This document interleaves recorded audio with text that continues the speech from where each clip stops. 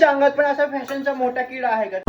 तर ही माझी बहीण आहे आणि हिच्या अंगामध्ये एवढा मोठा फॅशनचा किडा आहे ना, म्हणजे तेवढा फॅशनचा किडा त्या मनीष मल्होत्राच्या अभ्यासाच्या मध्ये पण नसेल.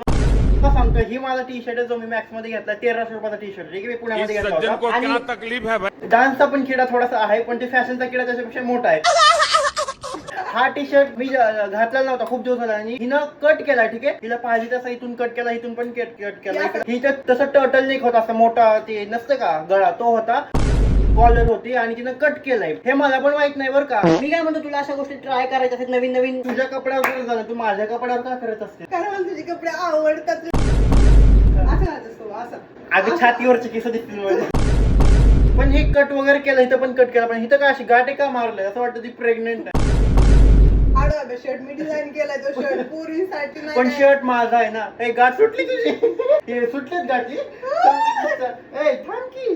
अरे नाही बाबा. ओय तिथे काय केलं तुझे? मॅक्सी वाटते तिथं तुम्हाला बसवत काही आधीच आहे. हा, ही तुझ्याच अंगातला किडा असणार आहे, कारण काळ्या शर्टवर पांढऱ्या म्हणजे पप्पाने बसवलं होतं का? हा कुठल्या ब्रँडचा शर्ट आहे माहिती तुला? हा. गुचीचा. गुखाची का थोडा गुचीचा शर्ट आहे, गुखा थोडा. बघ कंबर किती गोरी माझी.